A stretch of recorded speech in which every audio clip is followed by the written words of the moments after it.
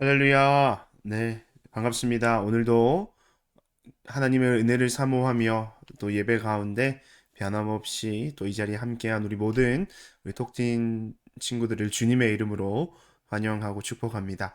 오늘도 우리를 부르신 주님께 우리의 마음과 정성을 다하여서 주님을 예배하는 이 한 시간 되기를 바라고요. 우리 이 시간 우리 함께 사도신경 고백하심으로 우리 예배를 시작하도록 하겠습니다.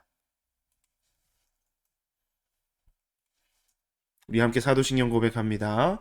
나는 전능하신 아버지 하나님, 천지의 창조주를 믿습니다. 나는 그의 유일하신 아들, 우리 주 예수 그리스도를 믿습니다.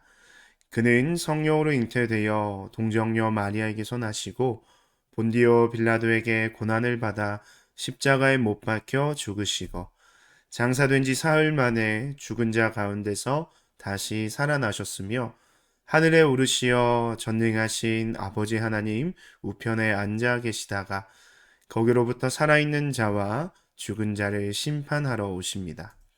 나는 성령을 믿으며 거룩한 공교회와 성도의 교제와 죄를 용서받는 것과 몸의 부활과 영생을 믿습니다. 아멘, 아멘. 네, 오늘도 우리가 함께 주님 앞에 예배하게 될 것인데요. 지난 우리 3월 한 달 동안 우리 겨울 수련회 때 우리 윈드워십과 함께 찬양했던 그 찬양으로 여러분과 함께 예배 찬양으로 나누었는데, 그러다 보니까 참 그리워지더라고요. 우리 톡테인 찬양팀의 찬양이요. 그 현장의 뜨거운 열기가 그리워져서 우리 오늘은 특별히 우리 고등부 찬양팀의 찬양과 우리 함께 예배하고 또 우리 전심으로 찬양했으면 좋겠습니다. 우리 시간 우리 사랑하는 우리 고등부 찬양팀의 찬양으로 우리 3월 27일 주일 예배문을 활짝 열도록 하겠습니다. 우리 함께 기쁨으로 찬양하며 나아갑시다.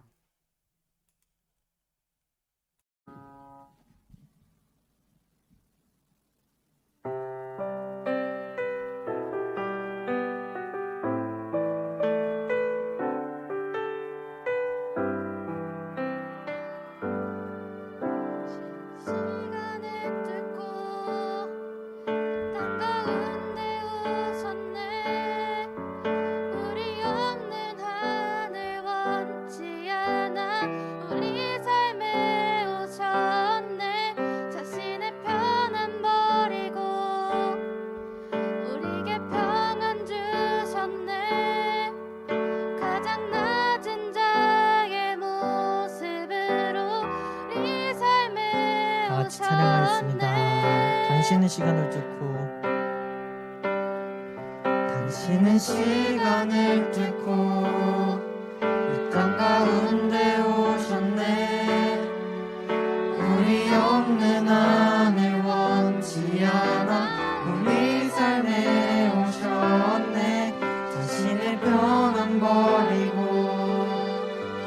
우리에게 평안 주셨네. 가장 낮은 자의 모습으로 우리 삶에 오셨네. 찬양하겠습니다. 하나님 우리와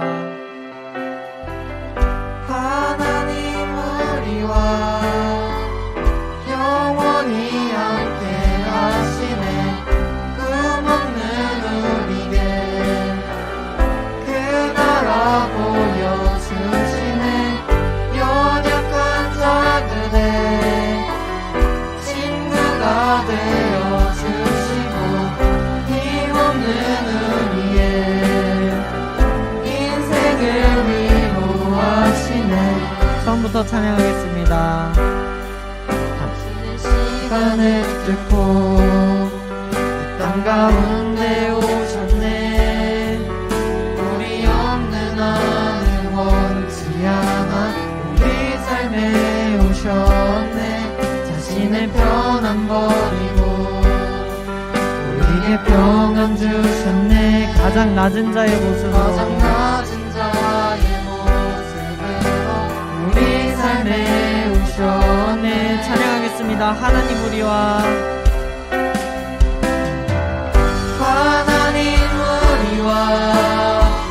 영원히 함께 하시네. 꿈없는 우리의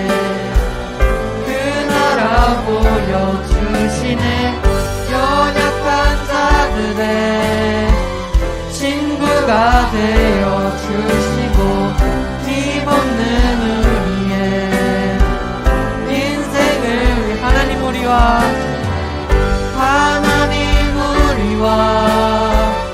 영원히 함께 하시네. 꿈없는 우리에게 그 나라 보여주시네.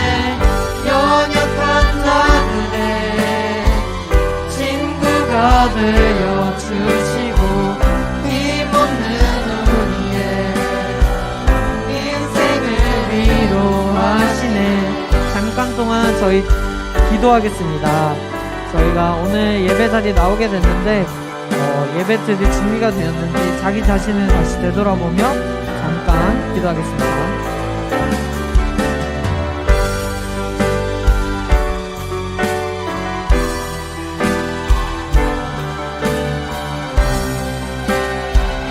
다 같이 찬양하겠습니다. 예수 이곳에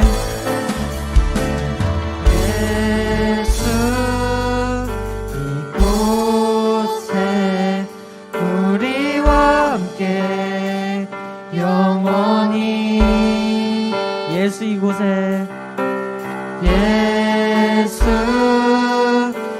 이곳에 우리와 함께 영원히 예수 이곳에 예수 이곳에 우리와 함께 영원히 다시 한번 찬양하겠습니다. 예수 이곳에 예수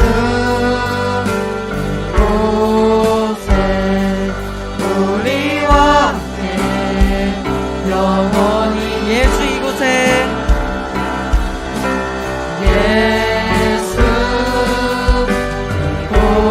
이곳에 우리와 함께 영원히 예수 이곳에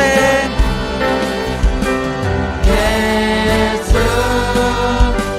이곳에 우리와 함께 영원히 찬양하겠습니다. 하나님 우리와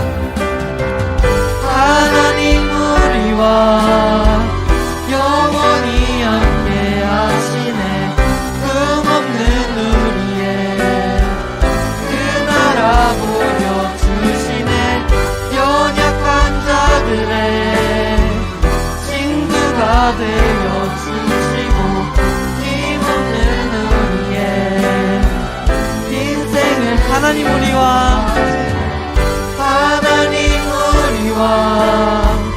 영원히 함께 하시네. 꿈없는 우리에게 그 나라 보여주시네. 연약한 자들의 친구가 되어주시고 힘없는 우리의 인생을 위로하시네. 모두 다같이 시편 139편 박수로 하나님께 영광을 돌리며 찬양하도록 하겠습니다. 나보다 나를 잘 아시는 주님, 내가 주를 떠나 어디로 가겠나이까. 나 어디 가든지 주의 손이 나를 인도하시며 주의 오른손이 나를 붙드시리다. 나를 창세전부터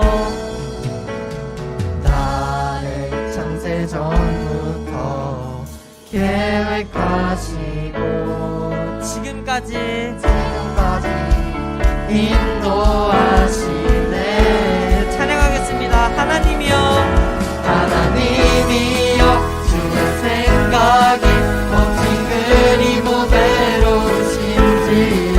나의 생각보다 나의 뜻보다 더 크고 놀라우신 주님 하나님이여 나를 살피사 나의 마음을 다시 보니 나를 영원한 길로 인도하 처음부터 찬양했습니다. 나보다 나를 잘하시는 주님 내가 주를 떠나 어디로 가겠나이까 나 어딜 가든지 제 오른손이 인도하시며 제 오른손이 나를 붙드시리다 나를 창세전부터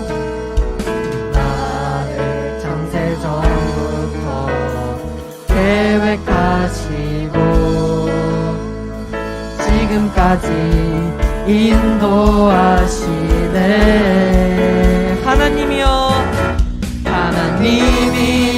주의 생각이 어찌 그리 보배로우신지요 나의 생각보다 나의 뜻보다 더 크고 놀라우신 하나님이여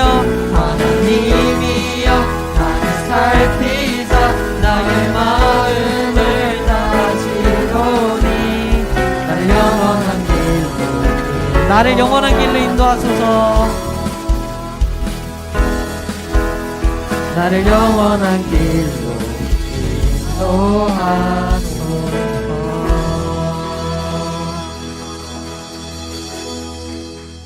여기 모인 저희 모두가 주 안에서는 하나입니다. 저희 주 안에 우린 하나 찬양하도록 하겠습니다.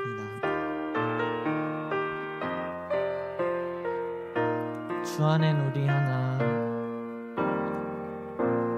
주 안에 우린 하나 모습은 달라도 예수님 한 분만 바라네 사랑과 선행으로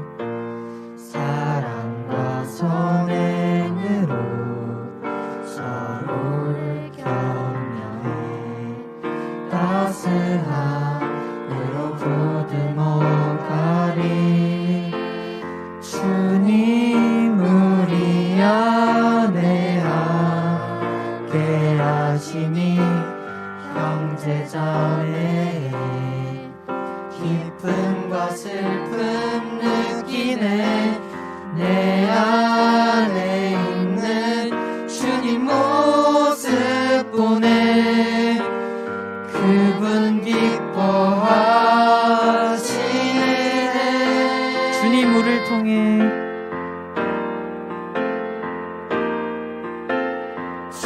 주님 우리를 통해 계획하시니 부족한 입술로 찬양하게 하시니 주님 우리를 통해 계획하시니 너를 통해 하실 일 기대해 처음부터 찬양하겠습니다. 주 안에 우린 하나 모습은 달라도 예수님 한 분만 바라네 사랑과 선행으로 서로를 격려해 따스함으로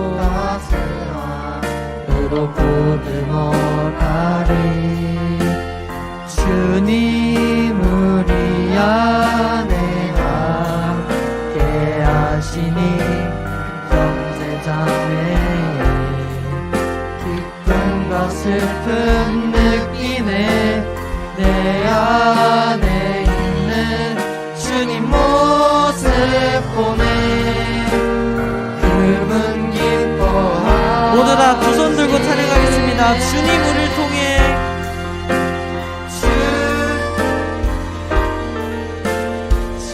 주님 우리를 통해 계획하시니 부족한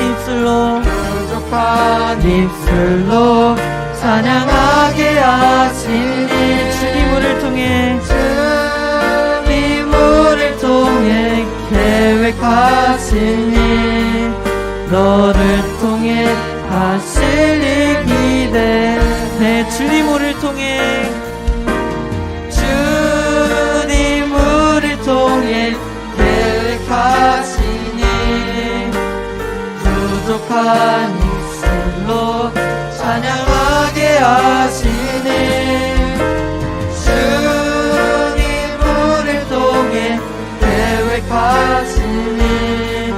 너를 통해 하실 일 기대해. 다시 한번 찬양하겠습니다. 주님 우리를 통해, 주님 우리를 통해 계획하신 일 부족한 입술로 찬양하게 하신 일 주님 우리를 통해 계획하실 일 너를 통해 하실 일 기대해. 기도하겠습니다.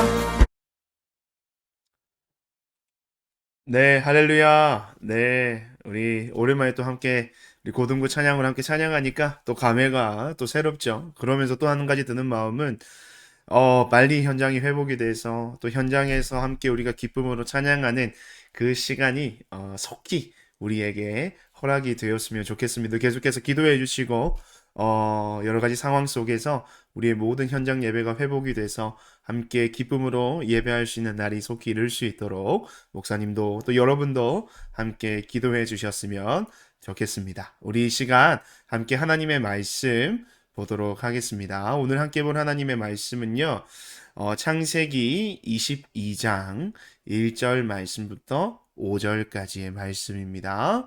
창세기 22장 1절로 5절의 말씀, 우리 이 시간 함께 한 목소리로 읽도록 하겠습니다. 이런 일이 있은 지 얼마 뒤에 하나님이 아브라함을 시험해 보시려고 그를 부르셨다. 아브라함아 하고 부르시니 아브라함은 예, 여기 있습니다 하고 대답하였다. 하나님이 말씀하셨다. 너의 아들, 내가 사랑하는 외아들 이삭을 데리고 모리아 땅으로 가거라. 내가 너에게 일러주는 산에서 그를 번제물로 바쳐라. 아브라함이 다음날 아침에 일찍 일어나서 나귀의 등에 안장을 얹었다. 그는 두 종과 아들 이삭에게도 길을 떠날 준비를 시켰다.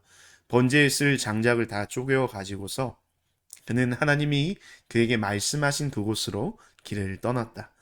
사흘 만에 아브라함은 고개를 들어서 멀리 그곳을 바라볼 수 있었다.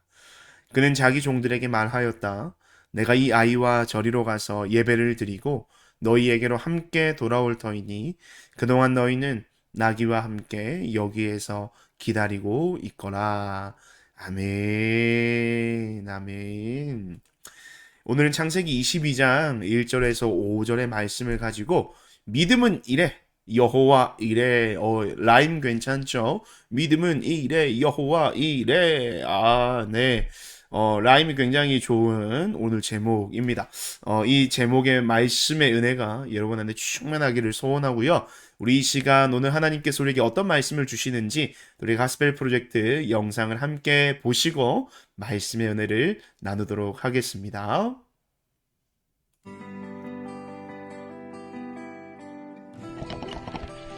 God kept his promise to give Abraham a son. Abraham and his wife were very old when their son Isaac was born. One day, God tested Abraham. God wanted to make sure that Abraham loved God most of all. Abraham, God said. Here I am, Abraham answered. Take your son Isaac to the mountain and give him to me as a sacrifice, God said. A sacrifice is anything of value brought to God as a way to show obedience, love, thanksgiving, or the need for forgiveness. During Old Testament times, a sacrifice usually involves killing an animal. This time, God asked Abraham to sacrifice his son Isaac instead. Abraham obeyed God. He got up early the next day and left with Isaac, 2 servants, and a donkey carrying supplies. They walked for 3 days before they got to the mountain where God wanted Abraham to make the sacrifice. Abraham asked his servants to stay with the donkey, and he and Isaac went up the mountain with the supplies for the sacrifice. Isaac noticed something was missing. My father, he said, where is the lamb for the offering? Abraham answered, God himself will provide the lamb. When they got to the place God had directed them, Abraham built an altar and placed the wood on top. Then he put Isaac on top of the wood. Just as Abraham was about to sacrifice Isaac, the angel of the Lord called out, Abraham, Abraham! Abraham stopped The angel of the Lord said, "Do not lay a hand on the boy or do anything to him, for now I know that you fear God, since you have not withheld your only son from me." Abraham looked up and saw a ram trapped by its horns in the bushes. He offered to God the ram instead of Isaac. Abraham named the place, "The Lord will provide." The angel of the Lord reminded Abraham that God would keep the covenant he made with Abraham. God again promised to bless Abraham, to make his family as numerous as all the stars in the sky and the sand on the seashores. God had promised victory over Abraham's enemies and blessing to all the earth through Abraham's family.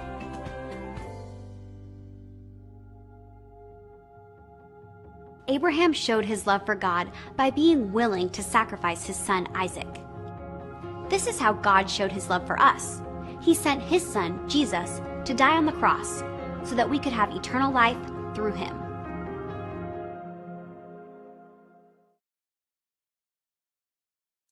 네, 영상 잘 보셨나요?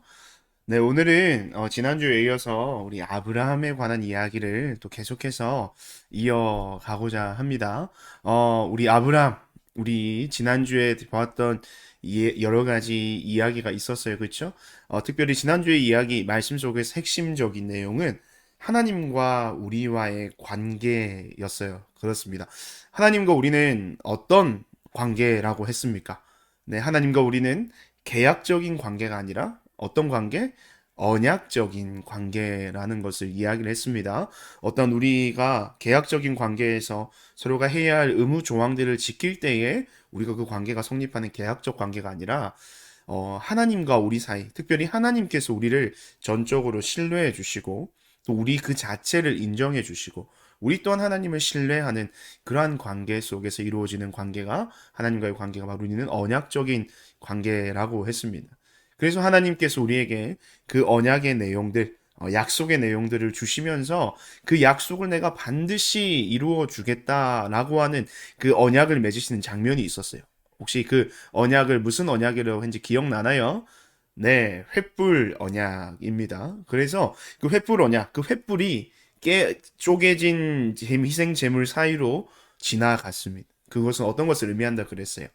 이 모든 언약을 이루어 주시는 주체가 누구라는 거예요? 우리가 아니라 하나님이시라는 거예요. 그러니까 우리의 어떠함과 우리의 행함과 우리의 노력이 이 언약을 이루는 중요한 요소가 되는 것이 아니라 무엇이요? 하나님의 그 열심, 하나님의 그 언약을 이루어 가시는 그 신실하심이 그 언약이 완성되고 성취되는데 가장 중요하고 핵심적인 거라고 이야기를 했습니다. 그래서 그 언약에 이루어 가시는 그 주체는 하나님이시다. 내가 아니라 하나님이시다. 여러분 그 언약의 그 핵심이 뭐였어요? 바로 아브라함에게 주셨던 그 언약의 핵심. 내가 너로 큰 민족을 이루겠고 또 내가 너를 복의 근원이 되게 할지다 라고 이야기를 했었죠. 그래서 아브라함을 통해서 나중에 다윗이 나오고 그 다윗을 통해서 누가 나오십니까? 예수 그리스도께서 탄생하셔서 그 복의 근원이라는 말. 그러니까 아브라함을 통해서 온 민족, 온 사람들이 믿음의 사람들이 복을 얻게 될 것이다. 누구의 복? 하나님의 복. 하나님이 인간에게 주시는 가장 큰 복은 구원의 은혜죠. 그래서 그 복을 이루어 주시겠다는 약속을 누구를 통해서? 예수님의 때에 그 약속을 성취하시는 분 하나님이셨음을 알 수가 있었고 또 하나는 뭐예요? 아브라함에게 있어서 가장 시급한 문제였던 그 자손의 문제, 자식의 문제, 대를 이을 내 자식이 있어야만이 그 민족의 번성함, 내 아이가 있어야 그 내 자손들이 번성해질 거 아니에요. 그렇죠? 그래서 그 자손의 번성함을 하나님께서 약속하셨고 그 아브라함은 그 약속에 큰 관심을 가지고 있었다라고 했습니다. 그래서 그 오늘 그 지난주에 했던 그 아브라함의 이야기가 오늘에까지 이어지는데 그런 상황 속에서 오늘 본문을 목사님이 한번 묵상을 했어요. 설교를 준비하면서 묵상을 했는데 오늘 본문을 계속 우리 오늘은 22장 전체를 다루는데 목사님 마음속에 드는 한 가지 계속 이런 생각이 있는 거예요. 이 말씀을 읽으면서 하나님께서 아브라함에게 주시는 그 약속의 메시지를 보면서 목사님이 계속 드는 생각 뭐냐 이미지로 한번 표현을 해볼게요. 여러분 이게 어떤 그림인 것 같아요? 네, 어떤 그림입니까? 한 사람이 그 빨간색 뭡니까? 선을 넘는 거죠. 목사님이 이 말씀을 계속 묵상하다 보니까 하나님이 이 아브라함에 대해서 선 넘네. 선을 넘으시네. 라는 생각이 계속 드는 거예요. 하나님이 하시는 말씀과 또 아브라함이 처한 환경, 너무 서로가 상반된 환경이고 하나님의 그 약속의 말씀이 이 아브라함에게 있어서는 1대1 그냥 이 인간 대 인간의 관계로 본다면 굉장히 무례할 수도 있는 예의가 없는 말들. 그래서 아무리 하나님이시지만 이 아브라함에게 하시는 이 말씀들이 하나님이 선을 넘으시는 것이 아닌가라는 생각이 강하게 드는 거예요. 그렇죠? 우리가 언제 선을 넘는다라고 표현해요? 우리의 상식적으로 이해되지 않을 때, 내가 생각하는 어떤 그러한 경계선을 상대방이 넘을 때, 너 선 넘네? 선 넘는데? 선 넘으시는 것 같은데요? 뭐 이런 이야기들 하잖아요. 근데 오늘 아브라함에 대하여 하나님의 모습이 굉장히 선을 넘으시고 있지 않은가라는 생각이 들었어요. 그래서 목사님이 첫 번째 대지 주제를 이렇게 한번 잡아봤어요. 선을 넘으시는 하나님 파트 1. 파트 1이 있다는 건 2도 있다는 거예요. 그렇죠? 오늘 본문 속에서 이 선을 넘으시는 하나님, 아브라함에 대하여 선 넘으시는 하나님에 대한 첫 번째 이야기를 좀 여러분과 나눠 보려고 해요. 여러분 이 장면 어떻게 보입니까? 할머니, 할아버지가 손주들처럼 보이는 딸아이와 아들을 이렇게 안고 있는 모습을 볼 수가 있어요. 그래서 이 두 분의 표정을 한번 자세히 한번 살펴보세요. 굉장히 힘들고 굉장히 지쳐 보이잖아요. 손주, 손녀, 맞아요. 그래서 요즘 목사님도 이제 이런 어린 아이들이 있기 때문에 아이들 유치원이나 어린이집을 데려다 주러 가면 목사님과 같이 아빠들도 있지만 또 엄마들도 있지만 이 할아버지 할머니들이 굉장히 많이 있어요. 왜 그러냐면 이 요즘에 우리 어머니 아버지 세대는 맞벌이 부부가 많고 그렇다 보면 아침 일찍 출근을 해야 하니까 이 아이들을 어린이집으로 보낼 수 없는 그런 상황에 있고 늦게 마치니까 아이들을 케어할 수가 없는 거예요. 그래서 어떻게 합니까? 또 우리 어머니 아버지 여러분의 할머니 할아버지 외할머니 외할아버지께 SOS 요청을 하는 거예요. 그래서 이 이제 은퇴하신 부모님들이 이제 자녀의 집에 와서 아이들을 돌보아 주는, 그래서 그 할아버지와 할머니 어린 손주를 보는 할아버지와 할머니를 일컬어서 여러분 뭐라고 하는지 아세요? 네, 재미난 단어예요. 할바 할마라고 부르는 거예요. 할아버지 아빠, 할머니 엄마. 그래서 참 이 그 상황들을 보면 참 할아버지 할머니가 만약에 없으셨다면 목사님도 마찬가지. 목사님도 여러분의 부모님 세대들과 나이가 비슷하기 때문에 목사님도 만약에 이 어머니 아버지 또 목사님의 장인어른 장모님이 계시지 않았다면 이 아이들을 어떻게 키웠을까 싶은 거예요. 그래 때로는 감사하기도 하지만 또 고맙기도 하지만 또 때로는 죄송하기도 하고 좀 애처로워 보이는 우리 할바 할마. 여러분도 아마 그 할머니, 할아버지 손에 큰 아이 친구들이 많을 건데, 할머니, 할아버지께 꼭 감사하다는 인사를 드리고, 늘 또 우리 명절 때 할머니, 할아버지 얼마나 용돈을 주실까만 생각하지 말고, 오늘, 또 할머니, 할아버지 그 사랑을 받은 여러분들이 또 할머니, 할아버지께 연락을 드려서 안부도 묻고 잘 지내시냐고 또 그렇게 사랑을 나눌 수 있는 여러분들이 됐으면 좋겠습니다. 어쨌든 이 할바 할마라는 존재가 있는데요. 지금 오늘 본문에서 오늘 등장하는 두 사람입니다. 아브라함과 사라도 이 할바 할마가 지금 될 수 있는 상황인 거예요. 무슨 말이냐? 지금 아브라함이요. 이제 몇 살이 다 돼가냐면 100살이 다 되어가요. 여러분 100살이면 어떻게 해요? 완전히 할아버지잖아요. 그렇죠? 그리고 이 사라는요, 할머니가 됐어요. 이게 여자들이 이제 할머니가 되면 그 여자들이 한 달에 한 번씩 이제 생리를 하잖아요. 근데 생리를 한다라고 하는 것은 출산을 위해서 내 몸이 준비가 되는 것들을 얘기하는 거예요. 근데 이제 어느 정도 나이가 되고 할머니가 되면 그 생리가 끊어지는 걸 폐경이라고 하는데 이제 아브라함은 100세가 다 되어가고 사라는 이제 폐경을 한 거예요. 더 이상 아이를 낳을 수 없는 그 신체적인 조건을 갖추게 된 거예요. 그런데 이런 상황에서 하나님이 아브라함과 이 사라에게 약속하셨던 그 자손, 자식, 자녀의 그 약속이 이루어질 수 있을까요, 여러분? 할머니, 할아버지가 아이를 낳는다? 더 이상 이 신체적으로 아이를 가질 수 없는 그런 여성의 몸이 되었는데 계속해서 그 부부에게, 그 사람에게 당신은 아이를 낳을 수 있어요 라고 한다는 것은 그 사람의 마음에 뭐예요? 저는 목사님 생각할 때 참 상처를 주는 이야기인 것 같아요. 그런데 하나님께서는 이 두 사람에게 계속해서 뭘 약속하고 있는 거예요? 너희들에게 자식이 있을 것이라고 이야기를 하는 거예요. 여러분, 할머니, 할아버지가 아이를 낳을 수 없을 뿐더러 혹여나 아이를 임신한다고 하더라도 이 할머니, 할아버지가 아이를 가진다라고 하는 것은 굉장히 뭐예요? 남사스러운 일이에요. 그 당시. 그리고 이 상식적으로 어떻게 신체적으로 불가능한데 아이를 가진다는 것은 말이 안 되는 이야기잖아요. 그래서 목사님은 이 부분에서 사실은 하나님께서 이 아브라함과 사라에게 이 선을 넘고 계신 거 아닌가라는 생각이 드는 거예요. 이 목사님은 이 예의를 굉장하게 중요하게 생각하는 사람인데 하나님이 사실은 아이를 가지지 못한다는 거, 그거 진짜 굉장히 큰 상처고 아픔이고 정말로 마음에 슬픔을 주는 삶의 어려움인 거예요. 근데 하나님이 아브라함과 사라에게 계속해서 말씀을 하신다는 것은 그 두 사람에 대한 배려가 없으신 것이 아닌가라는 그런 목사님의 섣부른 판단과 생각이 드는 거예요. 그런데요, 참 이상하게, 정말 희한하죠. 하나님이 어떻게 행하시냐면, 창세기 21장 1절에서 2절 말씀에 이런 말씀이 있어요. 우리 함께 한번 읽어볼까요? 주님께서는 말씀하신 대로 사라를 돌보셨다. 사라에게 약속하신 것을 주님께서 그대로 이루시니, 사라가 임신하였고, 하나님이 아브라함에게 약속하신 바로 그때가 되니, 사라와 늙은 아브라함 사이에서 아들, 누굽니까?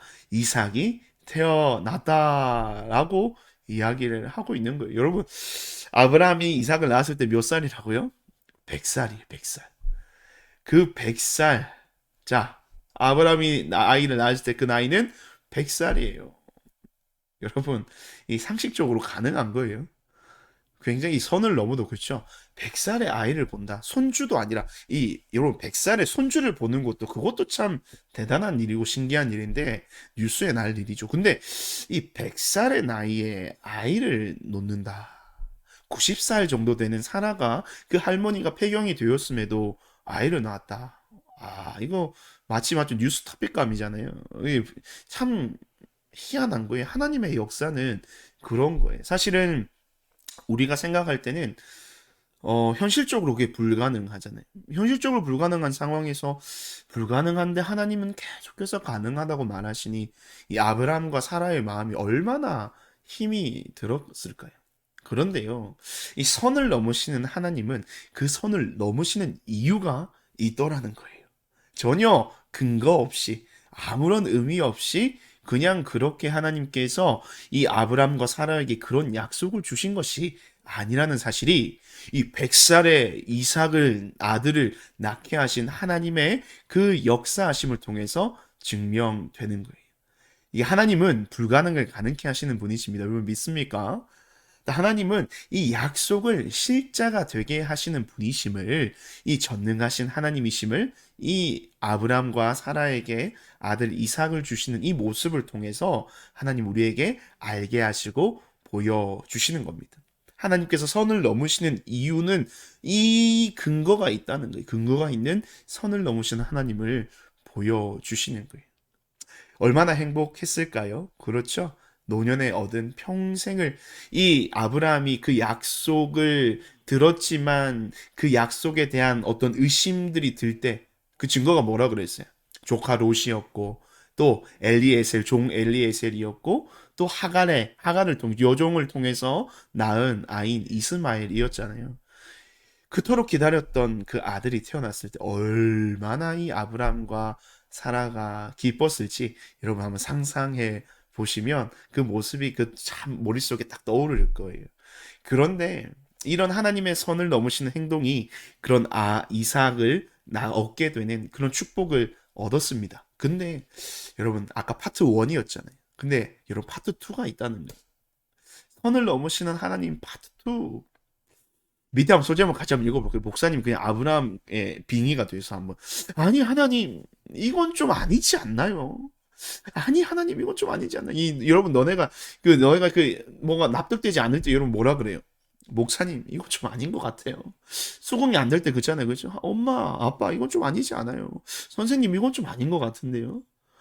하나님께서 이 아브라함과 이삭의 모든 삶에 대하여 두 번째 또 선을 넘으시고 계신 거예요. 아까 얘기했지만 이 아브라함에게 하나님께서 이삭을 주셔서 얼마나 이 사진을 보세요. 아브라함과 사라의 얼굴 표정 굉장히 뭐예요? 행복해 보이잖아요. 그렇죠? 이렇게 아름답고 또 참 사랑이 넘치는 행복한 가정의 모습에 이 행복을 산산이 무너뜨리는 하나님의 선 넘는 이야기가 오늘 본문에서 나오고 있는 거예요. 우리 오늘 본문 말씀 우리 함께 한번 읽어보겠습니다. 아브라함아 하고 부르시니 아브라함은 예 여기 있습니다 하고 대답하였다. 하나님이 말씀하셨다. 너의 아들 내가 사랑하는 외아들 이삭을 데리고 모리아 땅으로 가거라. 내가 너에게 일러주는 산에서 그를 뭐로 바쳐라. 번제물이 여러분 번제물은 제사를 드릴 때 불로 태워드리는 그 제물을 이야기하는 거예요. 근데 지금 하나님께서 이 아브라함에게 누구를 번제물로 드리라고 하고 있습니까? 그 사랑하는 아들 누구요? 이삭을 번제물로 드리라고 이야기를 하고 있는 거예요. 이 얼마나 이 청천벽력 같은 하나님의 말씀입니까? 세상에서 가장 소중한 것이에요. 사실은 아브라함에게 있어서 그런 어떤 그 삶의 풍성한 부유함들은 또 자기의 이름의 높아짐과 그 명성들은 아무런 의미가 없었어요. 수많은 가축이 있고 수많은 종들이 있고 수많은 부유함을 누린다 할지라도 그 아들이 없을 때 그 아브라함의 인생에는 너무나도 공허함이 있었어요. 근데 하나님께서 그 약속된 이삭을 보내어 주셨을 때 그 모든 공허함이 채워지면서 세상 어떤 사람들보다 가장 행복한 삶으로 인생을 살아갔던 사람이 바로 아브라함이었어요. 얼마나 소중한 아이입니까? 근데 그 세상에서 가장 소중한 건 자기의 목숨과도 바꿀 수 없는 아들 이삭을요, 하나님께서 번제물로 바치라는 거예요. 하나님이 그것을 이삭을 빼앗아 가는 거예요. 그렇죠? 번제물로 바친다는 하나님께 드린다는 거잖아요. 세상에서 가장 치사한 게 뭔지 알아요? 바로 이 줬다가 뺏는 게 제일 치사한 거예요. 하나님은 지금 이 아브라함에게 세상 가장 치사한 모습으로의 그 치사한 요구를 이 아브라함에게 하고 계신 거예요. 여러분 왜 그럴까요? 하나님은 왜 그렇게 하나님 뭐 이게 아브라함이 이 사실 100년 동안 기다리는 그 모습을 봐오셨잖아요. 그 누구보다도 아브라함에게 있어서 이삭이 어떠한 의미이고 어떠한 존재인지 잘 아시는 분이 하나님이셨는데 왜 하나님은 아브라함에게 그런 요구를 하셨을까요? 그 힌트가요. 우리가 오늘 1절 말씀에 읽지 않은 부분에 이야기가 나오고 있어요. 한번 읽어볼까요? 이런 일이 있은 지 얼마 뒤에 이삭이 태어난 지 얼마 뒤에 하나님이 아브라함을 뭐 해보시려고 시험해 보시려고 그를 부르셨다. 여러분, 자, 우리가 듣기만 해도 우리를 짜증나게 하고 우리를 힘들게 하는 그렇죠? 진짜 살면서 내 인생에 가장 힘들고 가장 짜증나는 원인 탑3 안에 무조건 들어가는 게 뭐예요? 시험 아닙니까, 여러분? 이제 여러분 곧 이제 개학을 했으니까 중간고사, 기말고사 또 우리 지금 고3들 올해 또 수능을 치르기 위해서 얼마나 열심히 하고 있어요. 시험. 여러분, 참 시험이 없는 인생. 목사님은 이제 공부를 다 마쳤기 때문에 목사님 인생에서 더 이상 이제 시험은 없을 거예요. 없을 것 같아요. 없어야만 하고 혹시나 또 시험을 치를 수 있는 상황이 생길지 모르겠지만 목사님이 지난주에 라방하면서 전도사님께 물어봤죠. 여러분, 전도사님은 학창시절과 군대시절 어디로 돌아가고 싶어요? 목사님은 군대시절 잘 돌아가고 싶어요. 왜? 이 시험이 주는 부담감이 너무 싫어서. 근데 여러분, 우리가 그토록 싫어하는 시험 왜 치는 걸까요? 우리가 뭐 때문에 이 시험을 위해서 공부하고 또 그렇게 열심히 학교를 다니는지 그런 시험을 하나님이 누구에게 주고 계시다는 거예요. 아브라함에게. 누구를 통하여? 이 이삭이라는 존재를 통해서 하나님이 시험하고 계신 거예요. 근데 여러분, 성경에서 말하는 하나님이 말씀하시는 이 시험이란 어떤 건지 한번 함께 읽어볼까요? 어떤 사람의 실체가 무엇인가를 검증해 보는 것으로 일반적으로 뭐를 내포하고 있다? 어려움이나 고난을 내포하고 있다. 이 검증한다는 거예요. 뭐에 대해서 검증할까요? 사람의 실체. 하나님이 보고 싶어 하시는 그 사람의 실체는 뭘까요?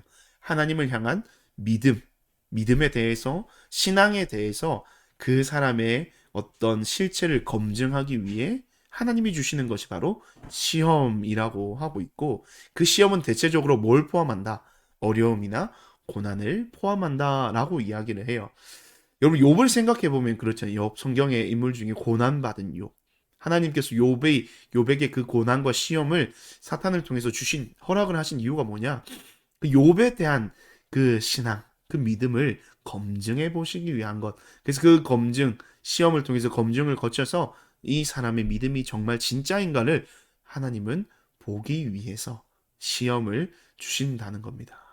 여러분, 근데 사실 우리의 신앙이라고 하는, 우리의 믿음 생활이라고 하는 결국에는 언제 그 진짜의 모습이 드러나느냐?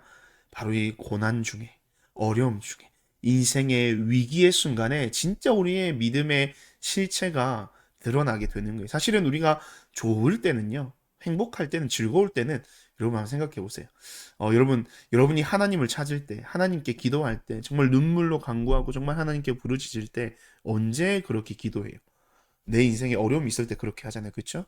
내 삶에 고민거리가 있을 거, 내가 할 수 없는 많은 일들이 내 인생 앞에 산적해 있을 때 우리는 하나님을 찾게 되는 거예요. 그런 것처럼 우리의 진짜 믿음은요, 언제 드러나느냐? 우리가 하나님을 찾고 구해야 되는 고난 가운데 있을 때, 어려움 중에 있을 때, 그때 우리의 진짜 신앙의 민낯, 진짜 우리의 신앙의 모습이 드러나는 거예요. 아브라함에게 이 시험을 주시는 이유가 뭘까요? 아브라함에게 이 시험을 통해서 이 아브라함이 가지고 있는 믿음이라는 것이 실체가 어떻게 되는지 하나님이 궁금하신 거예요. 왜 궁금하셨냐? 목사님 생각할 땐 그래요. 아브라함이 이삭을 너무 사랑하는 거예요. 아브라함이 이삭을 너무 사랑하는 거예요. 그것도 그럴 것이 뭐 이해가 되잖아요. 100년 만에 얻은 아이잖아요. 그 인생의 가장 중요한 그 이루어야 되는 그 인생의 숙제가 바로 자식이었고 자녀였는데 그것을 100년 만에 얻었어요. 얼마나 귀했을까요? 근데 하나님이 보시기에 조금 그런 거예요. 뭐냐면 얘가 이삭을 나보다 더 사랑하는 것 아니야? 라는 생각이 하나님이 문득 드시지 않았나라는 생각이. 근데 하나님은요, 질투하시는 하나님이세요. 우리의 사랑을 듬뿍 받고 싶어 하시는 거예요. 하나님께서. 그래서 하나님보다 더 무엇을 사랑하는 것이 있으면 하나님은 질투하시고, 그리고 이 아브라함과 같이 시험거리를 우리에게 주실 때가 있다는 거예요. 예. 그런데 그래도 하나님 이 아브라함에게 이삭을 빼앗아 가시는 것, 단순히 빼앗는 것이 아니라 아브라함의 손으로 그 이삭을 번제물로 드리라고 하시는 것은 하나님, 이거 좀 많이 선을 넘으시는 것 아닌가라는 생각이 문득 들게 되는 거죠. 그래도 여러분, 우리 하나님 이 택하셨던 이 아브라함, 여러분 별명이 뭐라 그랬어요? 믿음의 조상이라고 그랬잖아요. 그래도 그 명색이 믿음의 조상이니까 여러분, 아브라함이 어떻게 했냐면 못 먹어도 고인 거야.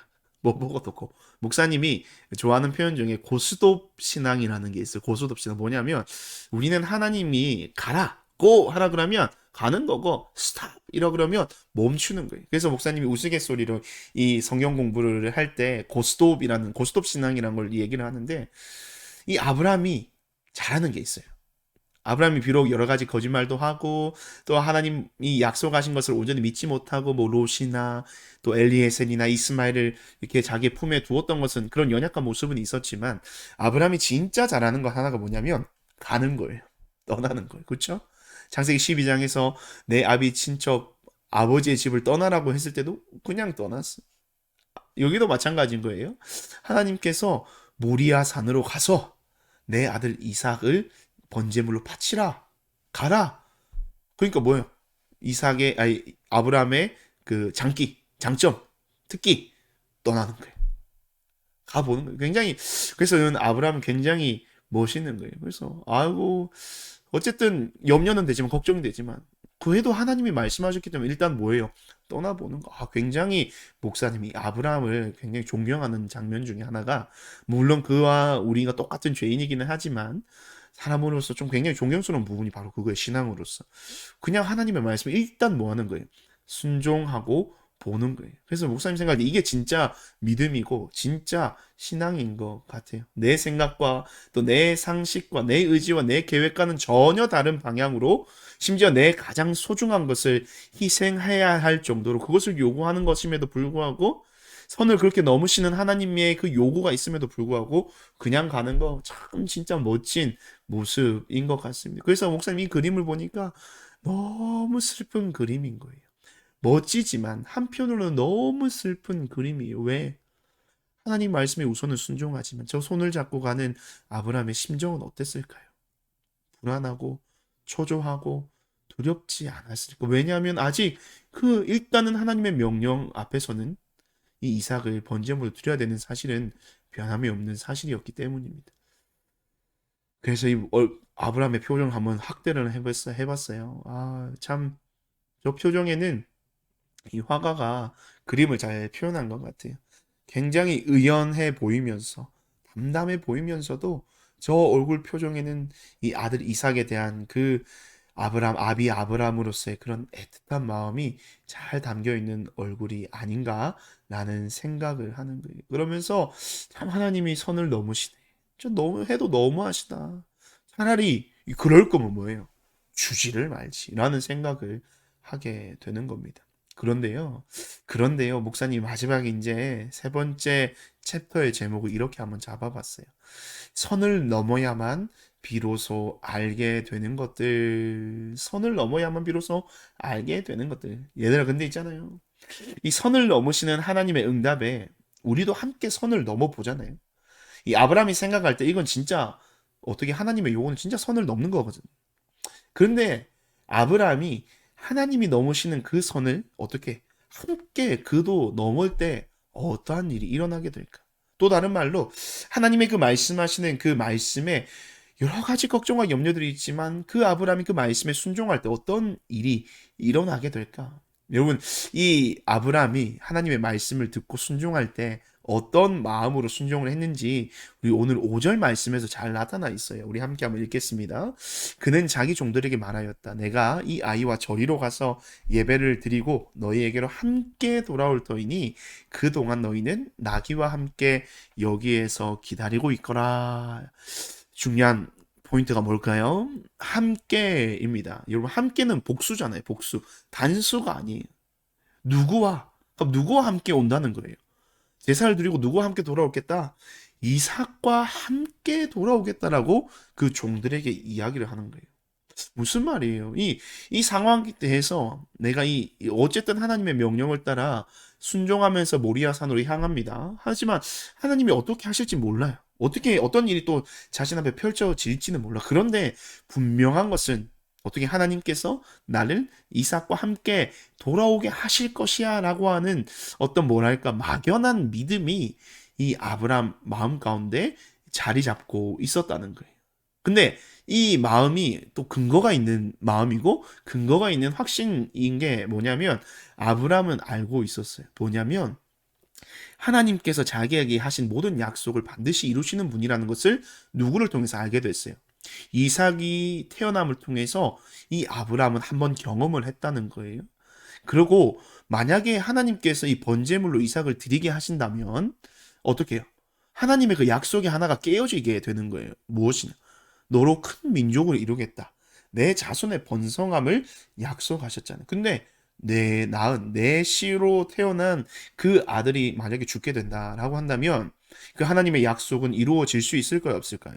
이루어질 수가 없다는 거예요. 만약 진짜로 이삭이 죽게 된다면 그럼 하나님은 뭐가 되는 거예요? 스스로가 거짓말쟁이가 되는 거예요. 아마 아브라함은 이것을 믿은 것이 아닌가라는 생각이 드는 말씀 구절이 바로 이 5절 말씀이에요.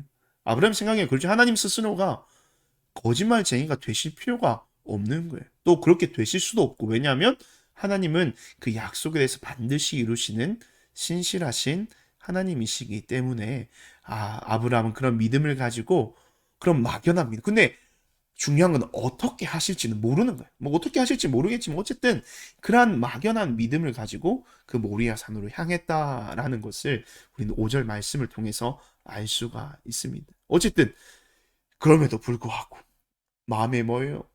두려움을 가지고 살아갔겠죠. 이 나무를 짊어지고 모리아 산으로 올라갑니다. 이 긴장감이 막 극도로 차올랐겠죠.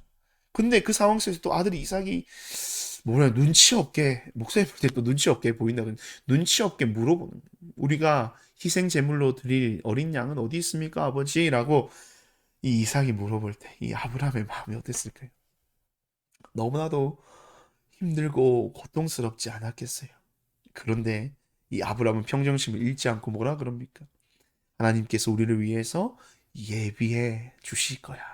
이미 준비하셨을 거야. 라고 하는 이 하나님을 믿는 아버지로서의 그 대답을 이삭에게 하게 됩니다. 그런데 모리아산에 도착하고 제단에 쌓고 이제 희생 제물을 드리는 그 순간 변화되는 건 아무것도 없어요. 이삭을 포박하고 희생 제물이라는 것은 죽어야 되는 겁니다. 번제물, 죽어서 태워드린 게 번제예요.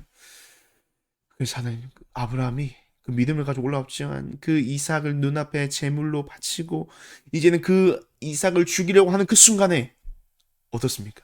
하늘에서 음성이 들려옵니다. 그 아이에게 손을 대지 마라. 그 아이에게 아무 일도 하지 말아라. 내가 너희 아들, 너의 외아들까지도 나에게 아끼지 아니하니. 우리 노란색 같이 한번 읽어볼까요? 내가 하나님 두려워하는 줄을 이제 알았다라고 이야기하시는 거예요. 하나님께서 처음 이 아브라함을 시험하실 때 그 이유가 어디에 있었어요? 하나님이 이 아브라함이 이삭을 하나님보다 더 소중한 존재로 사랑하는 존재로 생각하고 있지는 않는가라고부터 시작하는 그런 마음으로부터 이 시험이 시작이 된 거예요. 그런데 이제 정말로 죽여야 되는 그 순간, 실제 죽일 수도 있는 그 상황에까지 이르러도 아브라함은 어떻습니까? 그것을, 그 하나님의 말씀을 어떻게 반대하지 않고 거부하지 않고 그대로 행하려고 하는 그런 믿음의 순간까지 나아가고 이제 그제서야 비로소 하나님께서 이 아브라함의 그 마음의 중심, 그래서 아까 시험이 뭐였어요?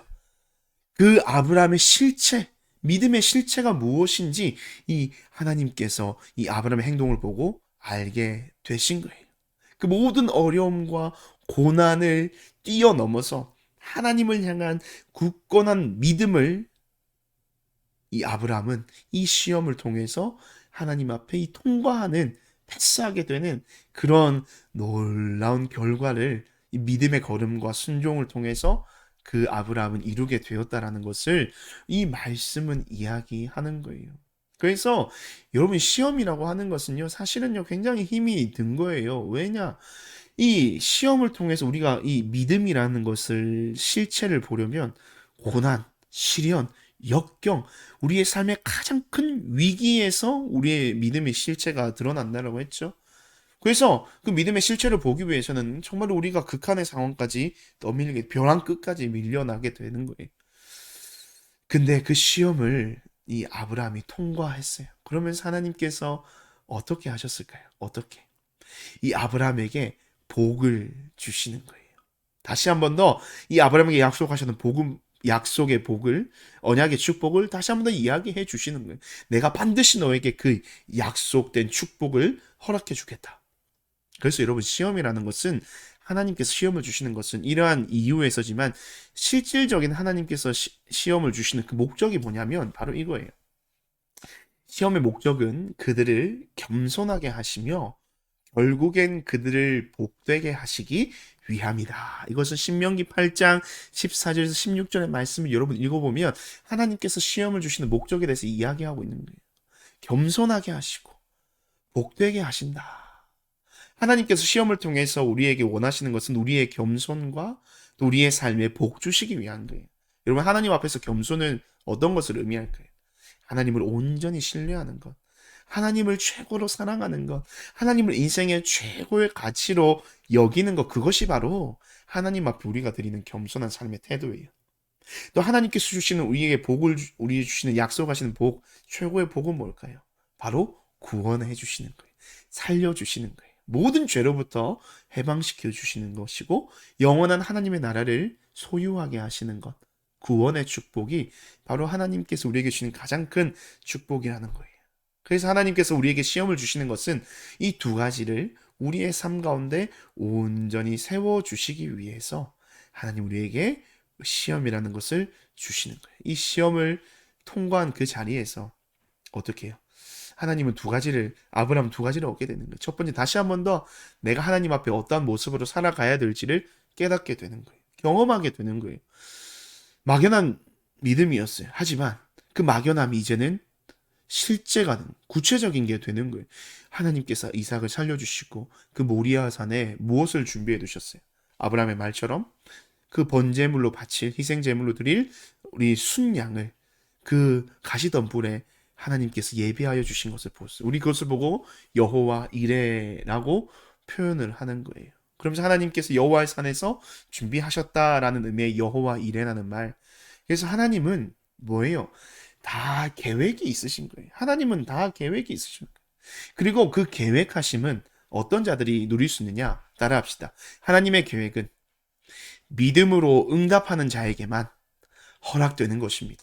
하나님의 계획하심, 그 하나님의 계획하심의 축복을 누릴 수 있는 자들은 그 믿음으로 나아가고 응답하는 자들만, 오늘 말씀대로 따르자면 하나님이 선을 넘으실 때 그 선 넘으시는 거에서 불쾌해하거나 또 하나님 두려워하거나 거부하는 것이 아니라 그 하나님을 선을 넘으시는 이유가 분명히 있을 것이야 라는 그런 막연한 믿음이지만 그 선을 주님과 함께 넘을 때 어떻게 우리는 그 하나님께서 예비하신 여호와 이레의 축복을 소유할 수 있다. 바라볼 수 있다. 경험할 수 있다. 그래서 이 아브라함의 이야기를 통해서 하나님께서 우리에게 원하시는 건 뭐야? 그런 믿음의 응답의 우리의 인생 가운데도 일어나게 되기를 우리 하나님은 원하고 계시다는 겁니다. 그래서 우리는 성경을 보는 거예요. 여러분, 성경의 이야기를 한번 잘 보시면 참 하나님이 선 넘는 상황들, 사건들을 굉장히 많이 만드시는 걸 보아요. 맞죠? 이 선을 넘는다라고 하는 것은 우리의 상식을 뛰어넘는다라는 것, 상식적으로 이해되지 않는 상황들을 또 우리는 선을 넘는다라고 하잖아요. 성경에 얼마나 많은 선 넘는 이야기가 있습니까? 우리의 상식을 뛰어넘는 이야기들이 얼마나 많아요. 창세기 때부터 그렇잖아요. 그렇죠? 창조. 말씀으로 세상을 만드셨대. 무에서 유를 창조하셨대. 말이 되는 거예요. 이 현대 과학으로 설명할 수 없는 거예요. 노아의 방주 사건 말이 돼. 그 출애굽하여서 홍해를 건너는 것, 또 출애굽해서 여리고성을 무너뜨릴 때 그냥 성을 돌고 외치니까 그 성이 무너진다. 말이 안 되는 거예요. 신약에 가볼까요? 예수님이 이 땅에 오신 것 자체가 또 말이 안 되는 것이긴 하고, 또 예수님이 그 기적을 베푸시는 거, 물로 포도주를 만드시고 병든 자를 고치시는 거, 또 죽은 자를 살리시는 거, 또 오병이 이어의 기적. 선 넘는 거 아니야. 이게 전부 다 선을 넘는 거예요. 또 뭐예요? 예수님이 죽으셨잖아요. 근데 뭐예요? 3일 만에 부활하신 거. 이거는 진짜 상식적으로 이해되지 않는 거. 하나님이 이 성경책에 이 선 넘는 이야기들을 너무 많이 기록을 해 놓으시는 거예요. 그런데 여러분, 중요한 건 뭐예요? 그 모든 선을 넘으시는 하나님의 역사들은 다 진짜라는 거예요. 사실이라는 거예요. 역사라는 거예요. 팩트라는 거예요. 그러면서 그 성경의 이야기를 통해서 하나님께서 우리가 어떤 마음과 믿음의 자세로 이 하나님을 대하기를 원하시는가? 바로 이 선을 넘으시는 하나님을 우리가 전적으로 신뢰할 때, 이 선 너머에 있는 말도 안 되는 우리를 향해 예비된 여호와 이레의 축복을 너희들이 누릴 수 있는 거야. 함께 선을 한번 넘어보지 않을래? 하나님이 도전하시는 거예요. 그러면서 이 아브라함을 통해서 믿음이라는 것이 과연 무엇인가? 믿음이란 우리 함께 한번 읽어봅시다. 구원을 약속하신 하나님을 끝까지 신뢰하는 것이다. 구원을 약속하신 하나님을 끝까지 신뢰하는 것이다. 아무리 하나님의 요청과 요구가, 아무리 하나님의 그 말씀의 이야기들이 내 인생에, 내 삶의 모든 현실에서 불가능한 것을 요구하시는 거, 말도 안 되는 것을 요구하시는 상황이라 할지라도 그 선을 넘으시는 하나님, 그 선을 넘으실 때 모든 것을 다 계획하시는 하나님. 그래서 선을 넘는 자들에게, 그것을 믿음으로 신뢰하며 함께 하나님의 선을 넘어가는 자들에게 그 여호와 이레 모든 예비하신 축복을 허락하여 주시는 하나님을 너희들이 만날 수 있는 거야. 그런 믿음을 너희가 이 세상 가운데 가지고 살았으면 좋겠다라는 것을 하나님이 우리에게 말씀하여 주시는 거예요. 믿음이라는 것은요, 그런 거예요. 선을 넘으시는 하나님의 그 도전을 믿고 신뢰하며 나아가는 것. 이 선을 넘는 그리스도인의 삶을 살아가야 된다는 거예요. 여러분, 우리는 이 현실과 세상의 기준에 맞춰서 너무나도 살아가고 있어요. 그런데 우리가 이 현실과 이 세상의 기준에 맞춰 살아가면요, 우리가 우리 삶 속에서 딱 그 현실만큼만 누리게 되는 거예요. 그 현실을 뛰어넘을 수 없어요. 그런데 여러분과 우리의 삶의 눈앞에 펼쳐지는 현실은 너무나도 낮잖아요. 너무나도 어렵잖아요. 그럼 우리의 인생이 어떻게 해요? 여전히 힘들고 어려움만이 남게 되는 거예요. 그런데 그 하나님은요, 우리의 그 현실을 뛰어넘어서 우리에게 역사하시는 분이시라는 것을 우리는 이 오늘 이야기를 통해서 보았잖아요. 그러니까 그 현실을 뛰어넘어서 우리 가운데 역사하신 하나님, 그 현실을 뛰어넘어 우리 가운데 놀라운 은혜를 베푸신 하나님, 그 하나님의 그 모든 선을 넘으시는 사역의 절정이 누구를 통해서 나타난 거예요? 예수 그리스도를 통해서 나타났잖아요. 예수 그리스도를 이 땅 가운데 보내주심으로 우리를 위해서 십자가에 달려 죽게 하시고 부활하게 하시고 승천하게 하시고 다시 돌아오게 하심으로 그 주님으로 인하여서 우리에게 놀라운 받을 수 없는 구원의 은혜를 주신 그 하나님의 그 놀라운 사랑, 그 현실을 뛰어넘으시는, 현실을 뛰어넘는 그 기적과 같은 사랑을 우리에게 다 보여주셨어요. 그래서 여러분, 그런 성경을 통해서 우리는 그런 현실을 뛰어넘으시는 하나님이 내게로 오신다는 것. 그래서 내 현실 가운데 내가 그것에 묶여 있거나 안주하거나 머물러 있는 것이 아니라 그 현실을 뛰어넘어서 우리 가운데 우리 삶에 누릴 수 없는 많은 축복을 주시기를 원하시는 그런 하나님을 여러분이 누렸으면 좋겠습니다. 그래서 여러분 도전합니다. 여러분 선 넘는 신앙인이 되십시오. 아멘입니까? 또 하나님을 전적으로 신뢰하는 믿음의 사람이 여러분 되었으면 좋겠어요. 여러분 그래서 여러분의 인생 가운데 한번 선 한번 넘어보세요. 우리는 너무 현실적인 제약 가운데 갇혀가지고 특별히 코로나 시대에 이 현실, 환경 그 안에 갇혀서 우리가 정말 해야 될 것들, 우리가 정말 할 수 있는 것들을 하지 못하며 살아갈 때가 너무나도 많이 있는 거예요. 그래서 목사님 한번 도전하는 거예요. 이 선 한번 넘어가지고 여러분 인생 가운데 꼭 일생 가운데 한 번은 그 믿음의 큰 사고를 한번 치는 여러분의 삶이 되었으면 좋겠습니다. 세상이 볼 때는 그게 사고처럼 보일 수 있지만 하나님이 보시기에는 정말 위대한 믿음의 도전으로 보시고 그 결단과 그 선을 주님과 함께 넘는 그 믿음의 발걸음 위에 여호와 이레의 축복으로 그 모든 믿음의 결단 가운데 함께 하시는 하나님을 우리 모든 친구들이 함께 누리고 인생 가운데 경험하게 되는 귀한 축복이 여러분의 인생 가운데 넘쳐났으면 좋겠습니다. 그래서 여러분의 삶에서 이 공부든 이 성적이든 이 모든 삶의 삶 가운데 주님 앞에 한번 맡겨드리고 이 믿음의 선을 한번 넘어가지고 여러분의 인생 가운데 이 성경 속의 이야기들이 이 다른 누군가의 이야기가 아니라 바로 여러분의 인생의 이야기가 되는 놀라운 축복이 여러분의 삶 가운데 충만하기를 주님의 이름으로 축복드립니다. 우리 함께 기도하겠습니다. 하나님, 오늘도 사랑하는 우리 독진 친구들 변함없이 예배 자리에 불러주시고 함께 말씀을 들으며 하나님의 뜻을 다시 한번 깨닫게 하심에 감사드립니다. 하나님께서 주시는 그 은혜들, 하나님께서 주시는 그 축복들, 그것은 바로 믿음의 사람들의 것입니다. 하나님 때로는 아브라함에게와 같이 우리에게 수많은 선을 넘는 도전들을 하실 때가 있습니다. 하지만 그때마다 우리는 우리의 삶의 현실의 문제에 갇혀서 그 선을 넘어서 도전하시는 하나님의 그 위대한 그 믿음의 발걸음 가운데 함께 순종하지 못하는 그런 삶의 연약함들이 많았습니다. 현실에 갇혔어. 현실에 안주하고 현실에만 머물러 있는 우리의 인생이었음을 고백합니다. 그런 우리의 인생을 주여 용서하여 주시고 오늘 이 시간 아브라함의 말씀을 통하여 창세기의 말씀을 통해 다시 한번 우리 인생 가운데 그 믿음의 도전을 행하시는 그 주님의 그 말씀 앞에 우리가 담대함으로 아브라함과 같은 그 말씀에 순종한 모습, 막연한 믿음일지는 모르겠지만 그 막연한 믿음의 순종의 걸음 뒤에 반드시 우리에게 은혜 주신 하나님에 대한 믿음의 확신을 가지고 남은 우리의 모든 인생도 이번 한 주의 삶도 세상 가운데 이 믿음의 귀대한 믿음의 발걸음을 옮겨가는 사랑하는 당신의 자녀들 우리 독진 친구들의 모든 삶의 시간들 되게 하여 주시옵소서. 그래서 하나님 아버지 그 믿음의 발걸음을 옮겨갈 때에 그 발걸음 끝에 그 길 끝에 우리를 위하여 모든 것을 예비하여 주신 그 준비되시는 하나님 여호와 이레 하나님을 우리의 인생 가운데 충만히 누릴 수 있는 사랑하는 우리 모든 독진 친구들의 삶이 될 수 있도록 주님 축복하여 주시옵소서. 감사합니다 주님. 이 모든 말씀 살아계신 예수님의 이름으로 기도드립니다. 아멘. 하나님이 주신 복을 받도록 하겠습니다.